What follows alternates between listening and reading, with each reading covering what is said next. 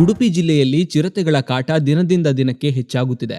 ಕಾಡಿನಲ್ಲಿ ಇರಬೇಕಾದ ಚಿರತೆಗಳು ಈಗ ನಾಡಿಗೆ ಇಳಿದು ಜನರ ನಿದ್ದೆ ಕೆಡಿಸುತ್ತಿವೆ. ಅಭಿವೃದ್ಧಿ ಹೆಸರಿನಲ್ಲಿ ಅರಣ್ಯ ನಾಶವೇ ಈ ಸಮಸ್ಯೆಗೆ ಕಾರಣ ಎಂಬ ಆರೋಪ ಕೇಳಿಬರುತ್ತಿದೆ. ನಿತ್ಯ ಚಿರತೆಗಳ ಸಂಚಾರದಿಂದ ಜನರಲ್ಲಿ ಭಯದ ವಾತಾವರಣ ನಿರ್ಮಾಣಗೊಂಡಿದೆ. ಸಾಕು ನಾಯಿಗಳು ಮತ್ತು ಬೀದಿ ನಾಯಿಗಳನ್ನ ಬೇಟೆಯಾಡುತ್ತಿರುವ ಚಿರತೆಗಳು ಜನರ ಆತಂಕವನ್ನ ಇನ್ನಷ್ಟು ಹೆಚ್ಚಿಸಿವೆ. ಸಂಜೆಯಾಗುತ್ತಿದ್ದಂತೆ ಗ್ರಾಮೀಣ ರಸ್ತೆಯಲ್ಲಿ ಓಡಾಡುವುದಕ್ಕೂ ಕೂಡ ಜನರು ಹೆದರುತ್ತಿದ್ದಾರೆ. ಮಕ್ಕಳು ಮತ್ತು ಮಹಿಳೆಯರು ಮನೆ ಹೊರಗೆ ಬರಲು ಭಯಪಡುವ ಪರಿಸ್ಥಿತಿ ನಿರ್ಮಾಣವಾಗಿದೆ. ಇನ್ನೊಂದೆಡೆ ಅರಣ್ಯ ಇಲಾಖೆ 15ಕ್ಕೂ ಹೆಚ್ಚು ಕಡೆ ಬೋನುಗಳನ್ನು ಇಟ್ಟಿದ್ದರೂ ಕೂಡ ಚಿರತೆಗಳು ಸೆರೆಗೆ ಸಿಗದೆ ತಲೆನೋವಾಗಿದೆ. ಕೆಲವೆಡೆ ಚಿರತೆಗಳು ಸೆರೆ ಹಿಡಿದರೂ ಮತ್ತೆ ಕಾಣಿಸಿಕೊಳ್ಳುತ್ತಿರುವುದು ಜನರ ಆತಂಕಕ್ಕೆ ಕಾರಣವಾಗಿದೆ.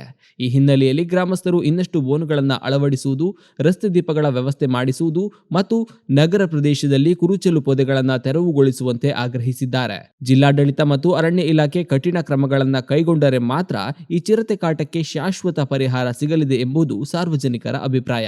ಉಡುಪಿ ಜಿಲ್ಲೆಯ ಜನರಲ್ಲಿ ಚಿರತೆಗಳು ಭಯ ಹುಟ್ಟಿಸುತ್ತಿರುವ ನಡುವೆ ಸಂಬಂಧಪಟ್ಟ ಅಧಿಕಾರಿಗಳು ಎಷ್ಟು ಬೇಗ ಕ್ರಮ ಕೈಗೊಳ್ಳುತ್ತಾರೆ ಅನ್ನೋದನ್ನ ಕಾದು ನೋಡಬೇಕಿದೆ.